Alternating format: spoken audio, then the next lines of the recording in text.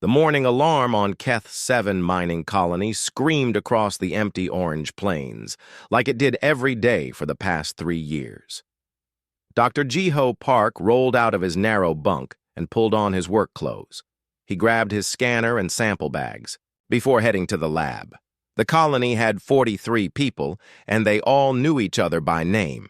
Most worked the mines, but Jiho studied the strange life forms they found in the deep tunnels. Captain Minho Lee was already in the mess hall drinking his morning coffee when Jiho walked in. Minho looked tired like always. Running a mining operation on the edge of known space was hard work. The nearest military base was 6 months away by faster-than-light travel. They were alone out here. "Any new discoveries in the caves yesterday?" Minho asked while reading reports on his tablet. "Just some crystal formations that glow in the dark," Jiho said as he filled his coffee cup.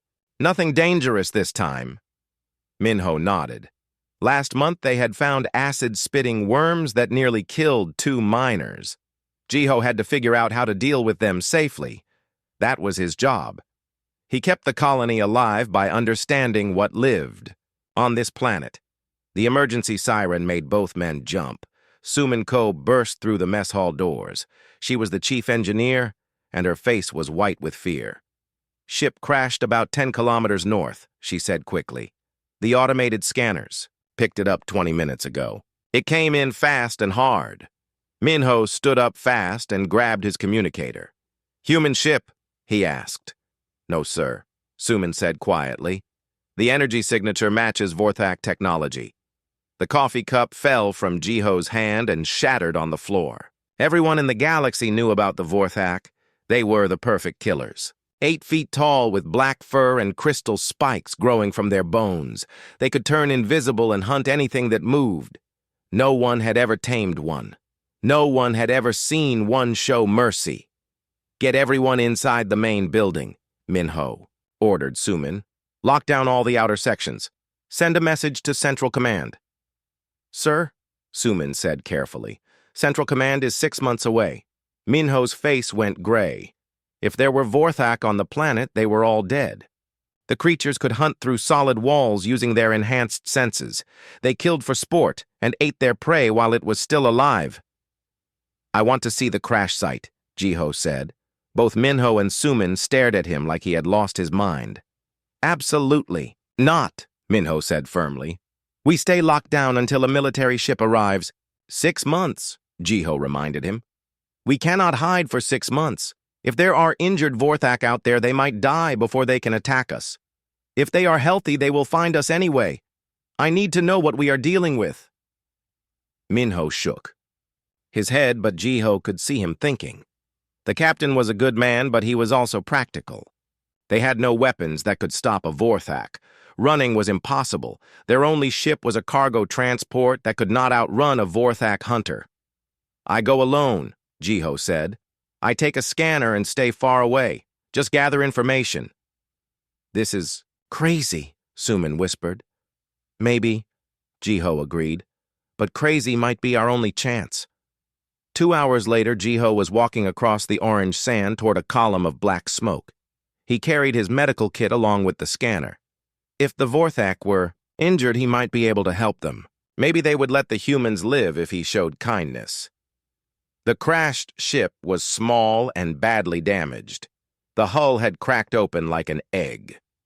Jiho could see Vorthak writing on the side but could not read it. He approached carefully with his hands visible and empty. The silence was complete except for the wind across the sand. Jiho found the first body near the pilot's seat. The adult Vorthak was clearly dead. Its neck was broken and purple blood covered the control panels. The second body was in the back of the ship, also dead. Then he heard the sound. It was soft and high-pitched, almost like crying. Jiho followed the sound to a storage compartment that had been torn open in the crash. Inside were 3 small forms covered in black fur. They were tiny compared to the adults. Cubs. The largest cub was trying to stand, but its front leg was clearly broken. The other 2 were barely breathing. All 3 had cuts and bruises from the crash. They looked up at Jiho with bright yellow eyes full of fear and pain. Jiho knew he should walk away. These cubs would grow into killers. In a few years, they would be 8 feet of pure death. Every rational part of his mind screamed at him to leave them. Instead, he knelt down slowly and opened his medical kit. "Easy, little ones," he said softly. "I want to help." The largest cub tried to growl, but it came out as a weak whimper. Jiho could see hunger in their eyes. They had not eaten since the crash and were getting weaker. He took out medical scanner and checked each cub. Broken bones, internal bleeding, dehydration. Without treatment, they would die within hours. Jiho looked around the crash site. No other survivors. No rescue beacon. These cubs were alone in the universe, just like his colony. He made a decision that would change everything. Jiho carefully lifted the first cub and placed it in his equipment bag. The cub was too weak to struggle. The second cub whimpered when he picked it up. The third cub, the largest one, tried to bite him but had no strength left. "It will be okay," Jiho whispered to them as he began the long walk back to the colony. "I promise." He did not know that he had just adopted the 3 most dangerous predators in the galaxy. He did not know that his act of kindness would start a war. He only knew that 3 babies needed help, and he could not walk away. The colony's emergency alarms were still wailing when Jiho arrived at the main building carrying his bag. Minho and the others were waiting behind the locked doors.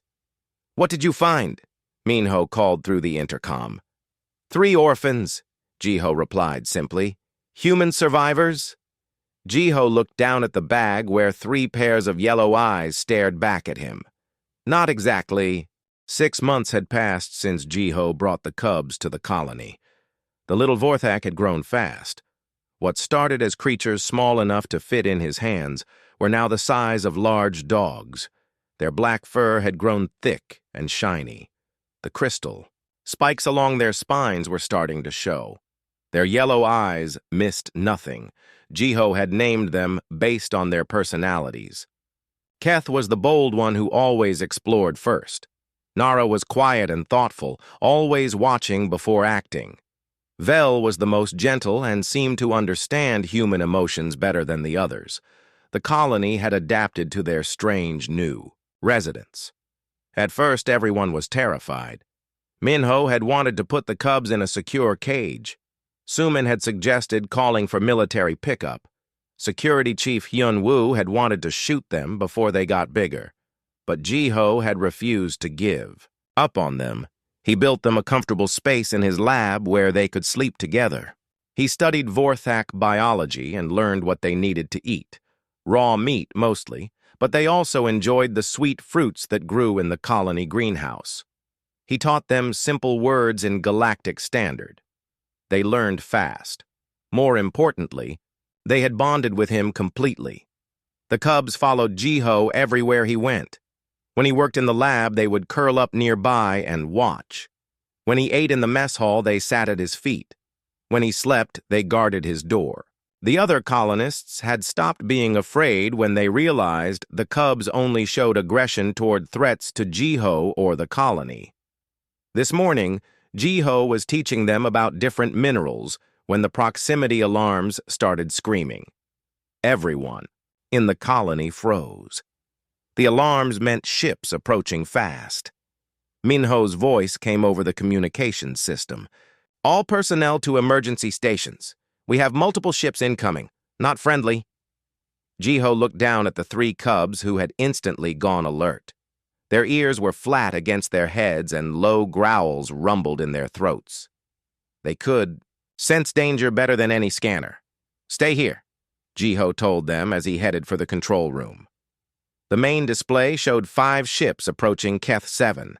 They were old military vessels that had been modified with extra weapons. Pirates. "They are demanding we surrender all valuable materials," Minho reported grimly. "They want the rare crystal samples from the deep mines." "Do we have any options?" asked Suman. Minho shook his head. "Our cargo ship has no weapons.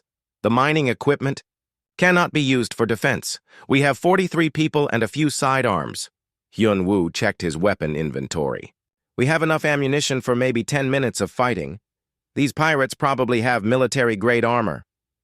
The pirate ships landed on the flat area near the main building. Through the windows, they could see armed figures in combat suits, walking toward the colony. The leader was a big human male with scars covering his face.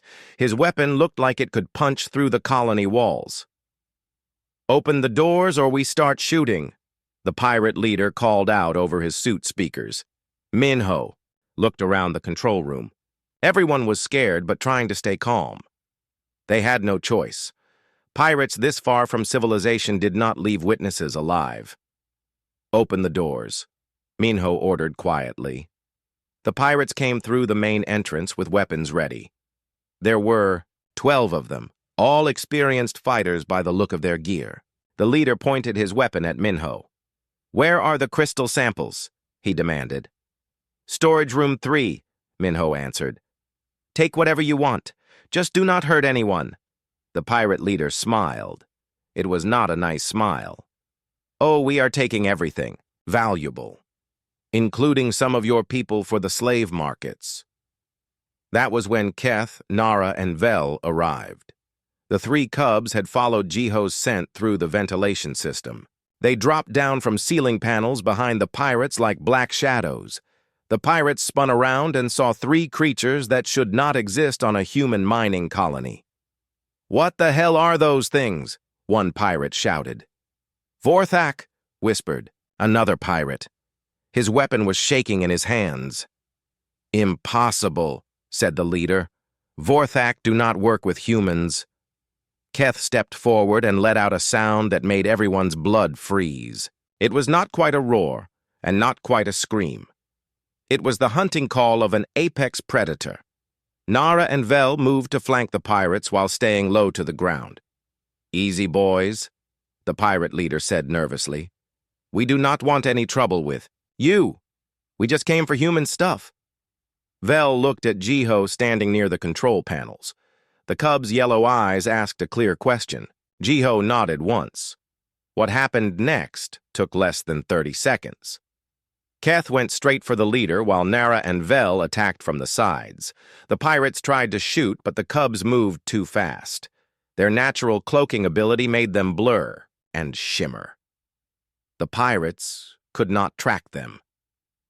Keth's claws opened the leader's throat before the man could scream. Nara brought down 2 pirates with precise strikes to their necks. Vel moved like liquid darkness between the remaining pirates and disabled them with surgical precision. When the killing stopped, 12 pirates lay dead on the floor. The 3 cubs sat calmly next to Jiho like nothing had happened.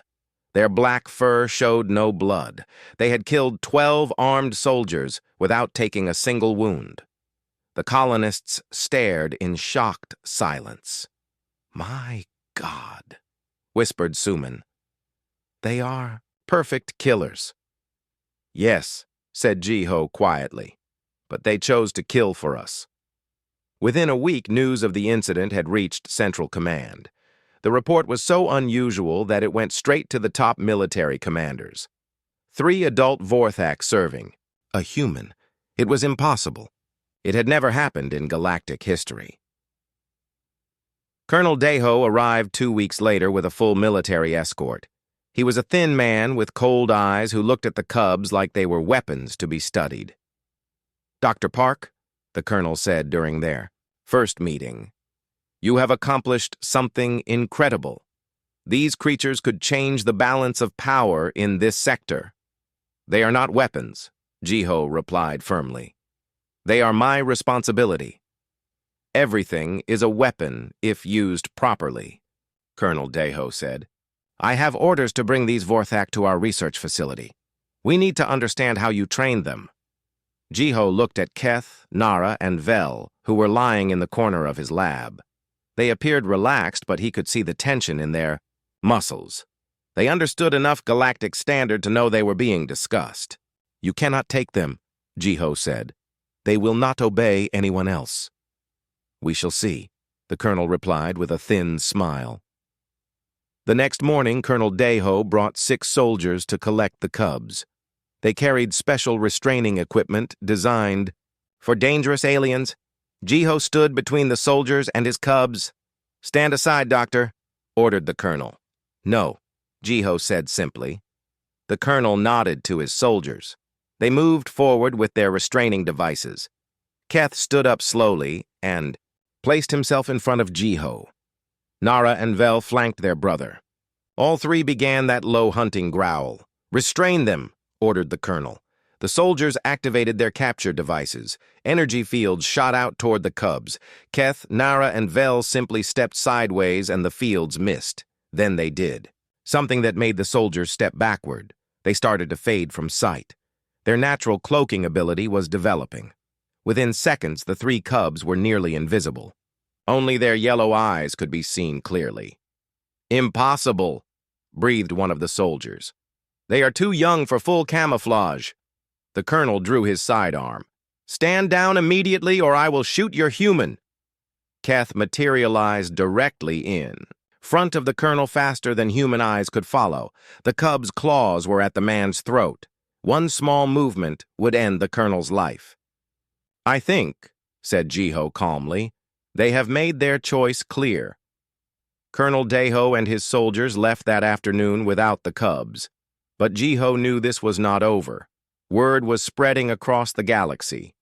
Humans had somehow earned the loyalty of Vorthak. Other powers would want to know how. Some would try to take his cubs by force.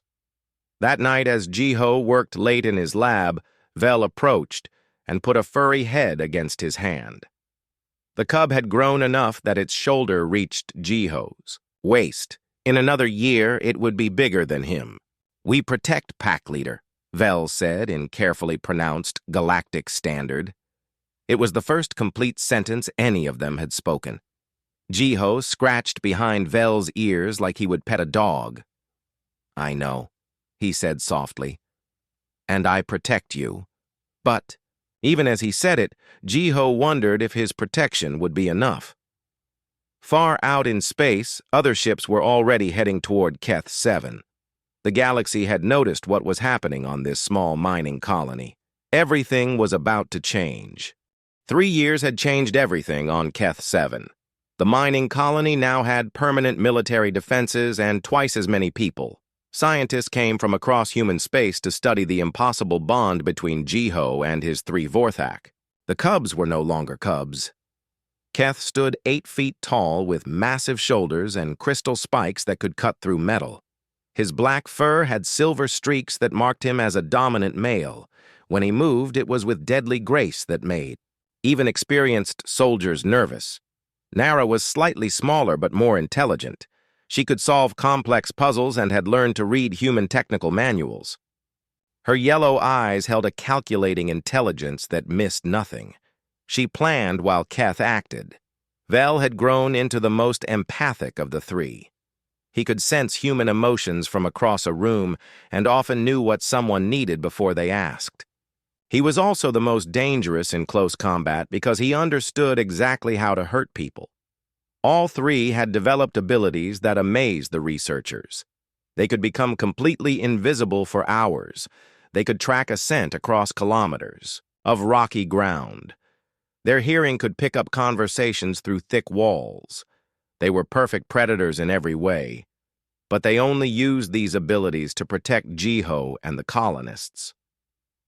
The morning started like any other, until the proximity alarm sounded. This time it was not pirates or military ships. The energy signatures were completely alien. Vorthak vessels. Minho had been promoted to full colonel after the incident 3 years ago. He ran to the control center where displays showed massive ships approaching the planet. The vessels were organic-looking with hull designs that seemed grown rather than built. "How many?" asked Jiho as he entered with Keth, Nara, and Vel behind him. 15 ships, Minho reported grimly. "The largest is over 2 kilometers long. Our scanners show at least 300 individual Vorthak life signs." Jiho looked at his 3 companions. They were perfectly calm, but their eyes showed they understood the situation. Adult Vorthak had come for them. Pack comes for cubs. said Keth in his deep voice. His galactic standard was perfect now. Your birth pack? Asked Jiho. No, replied Nara thoughtfully. Different scent markers. Hunting clan. The lead Vorthak ship sent a communication signal. The translator worked, but the voice was harsh and threatening. Humans of the mining colony. You have stolen 3 cubs from our people. Return them immediately or face extinction. Minho looked at Jiho. We could try to negotiate. No point, said Vel quietly. Clan follows old ways. They see cubs choosing humans as impossible thing. We'll kill to restore honor. Jiho walked to the communication panel. This is Dr. Jiho Park. The 3 Vorthak with us chose to stay. They are free to leave if they want. Humans cannot own Vorthak, came the angry reply. Cubs cannot choose alien pack. This breaks all laws of nature. You will surrender them or we will take them. What do you 3 want to do? Jiho asked his companions. Keth stepped forward. We stay with pack leader. Colony is our territory now. The Vorthak ships began, landing in formation around the colony. Through the reinforced windows, they could see hundreds of adult Vorthak emerging. They were massive creatures that moved like predatory cats. Each one could kill dozens of humans without effort. A single figure approached the main building. She was larger than the others, with scars covering her arms and face. Ancient crystal spikes formed a crown on her head. The translator identified her as Matriarch Thess of the Bloodclaw clan. I would speak with the stolen cubs, her voice echoed through the communication system. Minho looked at Jiho, who nodded. They opened the main doors but kept defensive barriers raised. Matriarch Thess entered alone, while her warriors waited outside. Was enormous. Standing upright, she was nearly 10 feet tall, with muscles that spoke of countless battles.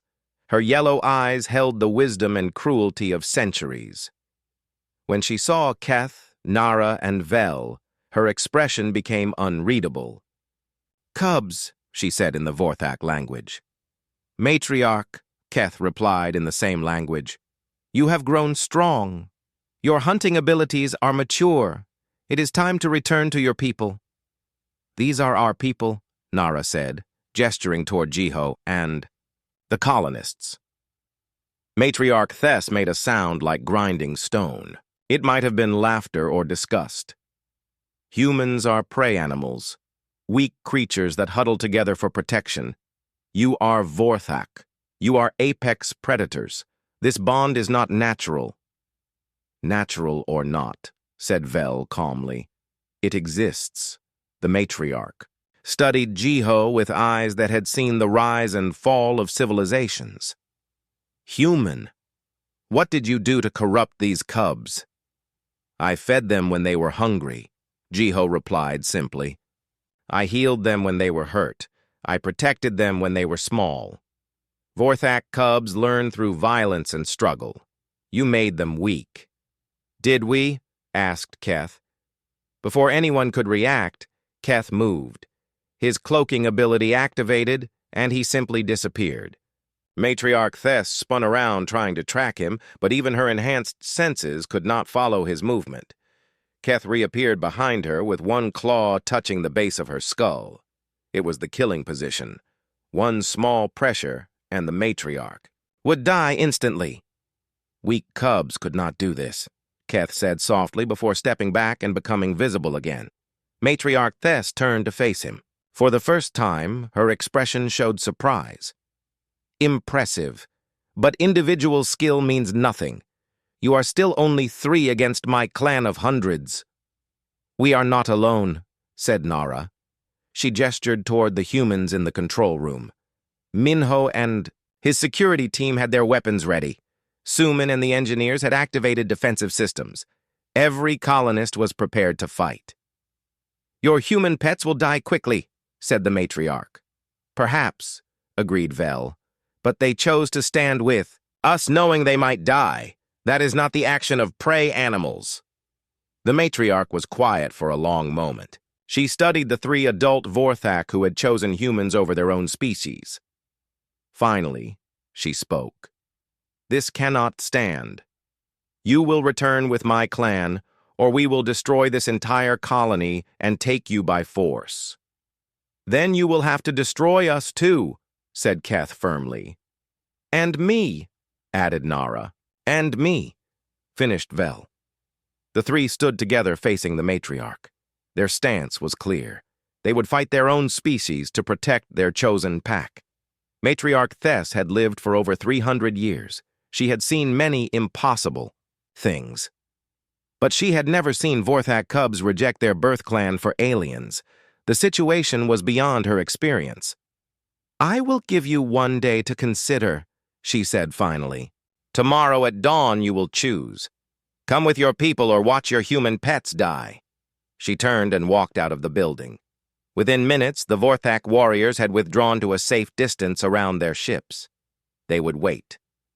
That night, Jiho sat in his lab with Keth, Nara, and Vel.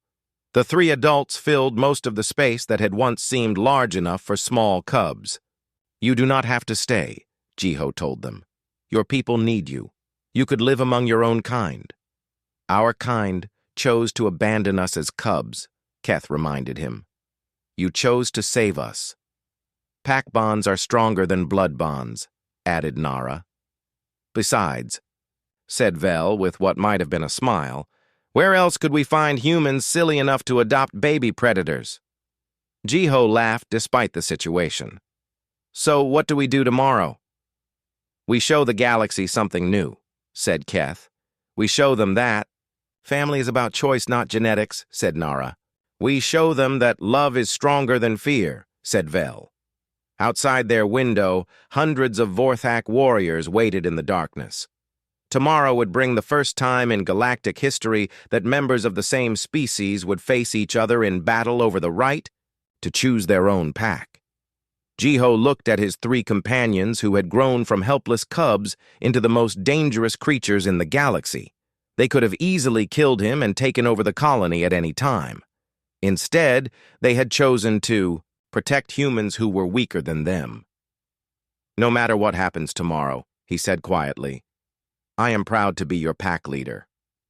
"And we are proud to be your hunters," Keth replied. Dawn was only hours away. The test of their bond was coming. The news had spread across the galaxy faster than anyone expected. 3 Vorthak choosing humans over their own kind was impossible according to every xenobiologist in known space. Yet the evidence was undeniable. Video recordings showed adult Vorthak defending a human colony against their own clan. The Hegemony Empire took notice immediately. Emperor Caney ruled over 40 star systems with an iron fist. His expansion plans had been stalled for years by the threat of encountering Vorthak hunting packs in unclaimed space. No military force in the galaxy could stand against apex predators who served no master and killed for sport. But now humans had somehow gained Vorthak allies. This changed everything. If humans can control Vorthak, they become the dominant military power in this sector, Admiral Voss reported during the Emergency Council meeting. "Our expansion plans become impossible. Then we eliminate the humans, before they can spread this alliance," Emperor Caney decided. "Destroy their colony and kill these tamed Vorthak. Show the galaxy that the hegemony bows to no one." The largest military fleet in hegemony history departed 3 days later, 200 warships with enough firepower to crack a planet's surface. Their destination was the small mining colony on Keth 7. Jiho was in his lab analyzing mineral samples when the proximity alarm started screaming. The sound was different this time. Not the steady tone that meant a few ships approaching, but the rapid pulse that meant massive fleet formations. Minho's voice came over the communication system with barely controlled panic. "All personnel to emergency stations. We have over 200 ships incoming. Military configuration. This is not a drill." The colony had been reinforced since the Vorthak standoff 1 year ago, but it was still just a mining outpost. They had defensive shields and some weapons platforms, but nothing that could stop a full military assault. Jiho ran to the control center where displays showed the approaching hegemony fleet. The ships were in perfect attack formation with heavy, cruisers leading and support vessels following. They would be in firing range within 2 hours. Keth, Nara, and Vel were already there studying the tactical displays. All three had learned to read human military data over the past year. Their expressions were grim. "Hegemony wants to destroy colony," Nara observed. "Too many ships for negotiation. They fear what we represent," added Vel. "Alliance between humans and Vorthak changes balance of power." Minho was coordinating with other human colonies in the sector, but help was days away. The nearest military base was sending ships, but they would arrive too late. "We should evacuate," suggested Sumin. "The cargo ships can take most people to safety." "No time," Keth said simply. "Hegemony ships faster than cargo vessels. They catch us in open space." Jiho looked at the tactical display showing red symbols approaching their small green dot. 200 warships against 43 colonists, and 3 Vorthok. The mathematics were hopeless. "There might be another option," he said slowly. "The deep mines have natural cave systems that extend for kilometers underground. If we can hold them off long enough, people can hide in the tunnels." "How long?" asked Minho. "Long enough for reinforcements to arrive, maybe 3 days. Hyun Woo checked the defensive systems. "Our shields will last maybe 20 minutes against that much firepower. The weapon platforms have ammunition for one major engagement." The first hegemony ships entered the system and immediately began jamming communications. Any distress signals would be blocked. The colony was cut off from the outside galaxy.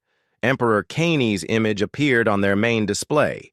He was a tall man with cold eyes and expensive military decorations covering his uniform. "Colony inhabitants," his voice echoed through the control room. "You are harboring dangerous alien creatures that threaten galactic stability. Surrender the 3 Vorthak immediately and your deaths will be swift." Jiho stepped forward to the A communication panel. "The Vorthak here are free citizens. They choose to stay." "Aliens cannot be citizens," Emperor Kaney replied. "They are weapons to be controlled or destroyed. You have 5 minutes to comply." The transmission ended. Outside the reinforced windows, they could see the first hegemony ships landing, while others remained in orbit ready to bombard the colony from space. "All civilians to the deep mines," Minho ordered. "Take only essential supplies. Move quickly." Families began evacuating toward the mine entrances, while security teams prepared defensive positions. The colonists moved with practiced efficiency, but everyone knew they were just buying time. Jiho was helping evacuate the children when the first hegemony soldiers reached the main building. They came in force with heavy combat armor and military-grade weapons. The colony's defenses activated. Automatically, energy shields flared to life around the buildings while weapon platforms targeted the approaching soldiers. The hegemony forces took cover and began a systematic assault on the defensive systems. "Shields at 60%, Hyun-woo reported. "They are using armor-piercing rounds." The 3 Vorthak had taken positions near the main entrance. They could have evacuated with the civilians but chose to stay and fight. Keth was checking the weapon systems while Nara studied tactical displays. Vel was near Jiho providing protection. "You should go to the mines," Jiho told them. "You can survive underground longer than we can." "Pack leader stays, we stay," Keth replied simply. The shields failed 20 minutes later exactly as predicted. Hegemony soldiers poured through the defensive perimeter with weapons blazing. The colonists returned fire from prepared positions, but they were outnumbered 10-1. Jiho saw Minho go down with a plasma burn to his chest. Sumin was helping. Wounded colonists reached the mine entrance while Hyun-woo organized the fighting retreat. The humans were losing ground fast. That was when Keth, Nara, and Vel went to war. The 3 Vorthak activated their full hunting abilities for the first time in combat. They became living shadows that moved faster than human eyes could follow. Their claws cut through military armor like paper. Their natural camouflage made them nearly impossible to target. Keth charged directly into the largest group of soldiers. His massive frame bowled over armored figures, while his claws opened throats and severed limbs. He moved like controlled violence given physical form. Nara used stealth and precision. She appeared behind enemies for killing strikes, then vanished before they could react. Her intelligence let her predict soldier movements and set perfect ambushes. Vel was pure death in motion. He flowed between enemies like liquid darkness, striking vital points with surgical accuracy. His empathic abilities let him sense fear and use it as a weapon. The hegemony soldiers had trained to fight humans and aliens, but nothing had prepared them for apex predators in full combat mode. Within minutes, dozens of soldiers lay dead while the three Vorthak showed no wounds. But there were too many enemies. For every soldier they killed, 2 more took his place. Slowly, the defenders were pushed back toward the mine entrances. Jiho was covering the retreat when a plasma blast caught him in the side. He went down hard with severe burns covering his ribs. Vel immediately moved to protect him while Keth and Nara held the choke point. "Bad wound," Vel said after scanning Jiho with medical sensors. "Internal bleeding, organ damage." Jiho could feel his strength fading. The plasma burn had done more damage than he first realized. He was dying and they all knew it. "Get the others to safety," he whispered to Vel. "The mission is more important than one person." "No," Vel said firmly. "Pack, leader lives. We make it so." Keth and Nara heard the exchange and moved closer despite the continued fighting. All 3 Vorthak surrounded Jiho's wounded form. "There is a way," Nara said quietly. "Ancient ritual, life bond ceremony." "Dangerous," warned Keth. "Links our life force to his. If he dies, we die. If we die, he dies." "Then we all live together," Vel said simply. The 3 began a low humming sound that seemed to vibrate through the ground itself. Their crystal spikes began glowing with inner light. Ancient Vorthak genetics awakened as they performed a ceremony that had not been used for centuries. Energy flowed between the 4 beings. Jiho felt his wounds beginning to heal as alien life force merged with his own. Strange markings appeared on his skin, while similar marks showed on the 3 Vorthak. They were bound now in ways that transcended species. When the ceremony ended, Jiho stood up completely healed. But more than that, he could sense his 3 companions in ways he never had before. Their thoughts, their emotions, their very life essence was connected to his own. "Now we are truly pack," Keth said with satisfaction. The hegemony soldiers pressed. Their attack, but something had changed. The 3 Vorthak fought with perfect coordination now. They moved as one mind in 3 bodies. Their effectiveness doubled, then tripled, as the life bond enhanced their natural abilities. More importantly, Jiho found he could think and react like a Vorthak. His human intelligence combined with their predatory instincts created something new. He began directing the defense with tactical brilliance that surprised even himself. The tide of battle turned. What had been a desperate retreat became a coordinated counterattack. The colonists followed Jiho's orders, while the 3 Vorthak carved through enemy formations like living weapons. Emperor Caney watched the battle from orbit with growing frustration. His ground forces were being decimated by 3 aliens and a handful of civilians. This was supposed to be an easy conquest. 5 years had passed since the hegemony attack on Keth 7. The galaxy was a different place now. What started as one human raising 3 abandoned cubs had grown into something that changed the balance of power across known space. Jiho Park was no longer just a xenobiologist on a remote mining colony. The life bond ceremony had transformed him into something new. His human intelligence combined with Vorthak instincts made him a tactical genius. The strange markings on his skin marked him as the first human ever accepted as a true pack leader. By apex predators, Keth, Nara, and Vel had become legends. Military commanders across the galaxy spoke their names in whispers. They were the only Vorthak in history to serve another species by choice. Their reputation alone prevented conflicts, as no sane leader wanted to face them in battle. Together, they had formed the Terran Pack, an elite unit that took the most dangerous missions protecting human colonies and interests. Their success rate was perfect because no enemy could match their combination of human strategy and Vorthak lethality. The research station orbiting Keth 7 was unlike anything else in the galaxy. Human scientists worked alongside young Vorthak, who had come to learn about the strange bond between species. What had once been impossible was now becoming a new form of alliance. Jiho stood on the observation deck watching a group of human children, playing with Vorthak cubs in the recreational area. The young of both species had adapted to each other easily. It was the adults who struggled with change. Pack leader, Vel approached with his usual silent grace. Long-range sensors detect large fleet movements near the Sol system. Jiho turned to face his bonded companion. After 5 years, the life bond had strengthened until they could communicate almost without words. Vel's empathic abilities let him sense Jiho's thoughts, while the bond let Jiho understand Vorthak emotions. Hegemony, Jiho asked. Yes. Emperor Kaney has assembled the largest fleet in their history. Over 500 ships, including their new Dreadnought-class vessels. Jiho felt his human heart rate increase while his Vorthak instincts began analyzing tactical possibilities. The bond had given him the best of both species, but it also meant he felt threats more intensely. They are going for Earth, he realized.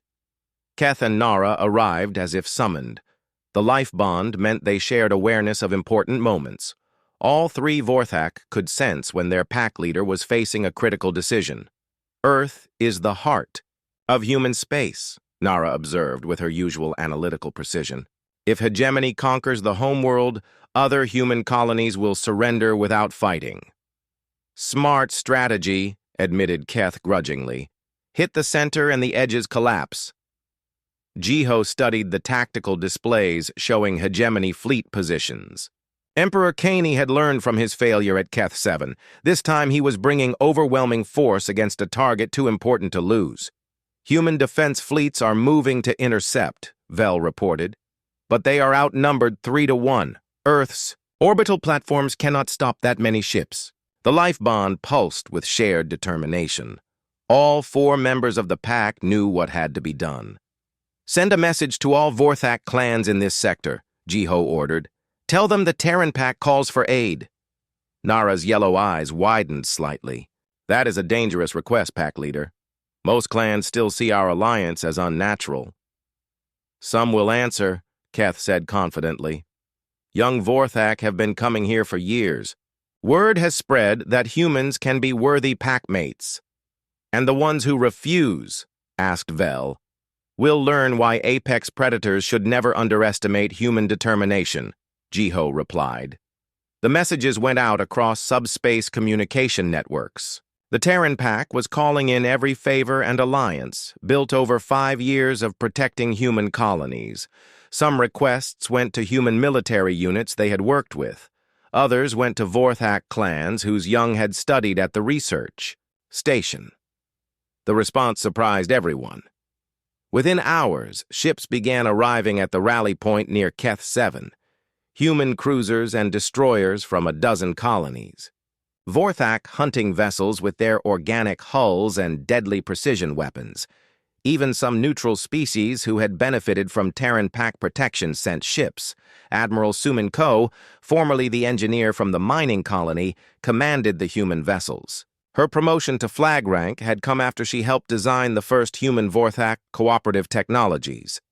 We have 87 ships total, she reported during the fleet briefing. Still outnumbered, but not as badly as Earth defense forces. Numbers are not everything, Keth reminded her. Vorthak ships are designed for hunting. Each one can disable multiple enemy vessels. The question is coordination, Nara pointed out. Human and Vorthak tactics are very different. How do we fight as unified force? Jiho smiled as he felt the life bond providing the answer. We fight as a pack. The combined fleet jumped to hyperspace, toward the Sol system. They would arrive just as the hegemony attack began. There would be no time for extensive planning or preparation. The battle would be won or lost in the first few hours. Earth's orbital defenses were already engaged when the Terran Pack fleet dropped out of hyperspace. Massive hegemony dreadnoughts were pounding the defensive platforms while hundreds of smaller ships moved toward the planet's surface. Emperor Kaney's flagship was a monster of metal and weapons that dwarfed everything else in the battle. It hung in space like a mechanical moon, directing the attack with cold efficiency. All ships, Jiho broadcast on the fleet communication channel. This is Pack Leader. Remember, we fight to protect, not to conquer. Disable enemy vessels when possible, but do not hesitate to kill if they threaten civilians. The battle began with coordinated strikes against hegemony support vessels. Vorthak ships used their superior speed and stealth to get close, while human vessels provided long-range fire support. The combination was devastating. Keth piloted their personal ship with deadly precision, using micro-jumps to appear behind enemy vessels and cripple their engines before vanishing again. Nara coordinated fleet movements with tactical brilliance that kept friendly forces from being surrounded. Vel used his empathic abilities to predict enemy commander decisions and counter their strategies. But Jiho was the key to everything. The life bond let him process information like a Vorthak, while thinking strategically like a human. He could coordinate the entire fleet as if it were a single hunting pack stalking prey. The tide of battle slowly turned in their favor, but Emperor Kaney was not finished. His flagship began moving toward Earth itself while launching waves of ground assault troops. He is going to bombard the planet's surface, Admiral Suman reported. The flagship has enough firepower to crack continents. Then we stop him, Jiho said simply. The Terran Pack's ship broke formation and headed directly toward the massive flagship. It was a suicidal move against a vessel that outmassed them 1,000 to 1. But they were not planning to fight conventionally. Nara, I need you to hack their computer systems, Jiho ordered. Vel, prepare for boarding action. Keth, get us inside their shields. Boarding a dreadnought with 4 people, Keth noted. Even for us, this is crazy. Maybe, Jiho agreed. But crazy worked before. Their ship slipped through the flagship's defensive screens using Vorthak stealth technology. They docked with a maintenance airlock while Nara's electronic warfare programs confused the enemy sensors. What followed was the most famous boarding action in galactic history. Jiho and his 3 bonded companions moved through the hegemony, flagship like a perfect hunting pack. They knew each other's thoughts and moved as one entity with 4 bodies. Hegemony soldiers could not adapt to enemies who fought with such coordination. Keth carved through security teams with unstoppable fury.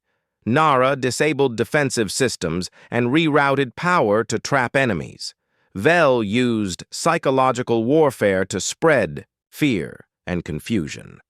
Jiho coordinated everything while demonstrating that humans could be just as deadly as Vorthak when properly motivated. They reached the bridge in less than an hour. Emperor Kaney waited with his personal guard and the desperate fury of a leader watching his empire crumble. You cannot stop what has already begun, he snarled as his guards opened fire. The hegemony will rule this galaxy. The hegemony is finished, Jiho replied calmly as he dodged plasma bolts. You attacked our homeworld. That was a mistake. The final battle was brief, but decisive. Emperor Kaney was a skilled fighter, but he had never faced opponents who shared thoughts and moved as one mind. His personal guards fell quickly to coordinated attacks they could not predict or counter. When Kaney himself lay dead on his own bridge, Jiho took control of the flagship's communication systems. His voice went out to every hegemony vessel in the system. This is Jiho Park of the Terran Pack.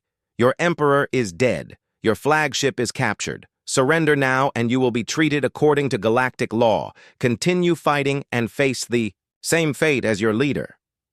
The hegemony fleet surrendered within the hour.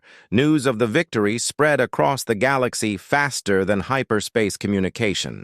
The hegemony empire had been defeated not by superior numbers or technology, but by an alliance that should have been impossible. Humans and Vorthak fighting as equals, apex predators choosing loyalty over dominance. 6 months later, Jiho stood in the same observation deck where the crisis had begun. The research station had expanded into a full diplomatic complex where dozens of species came to study the human.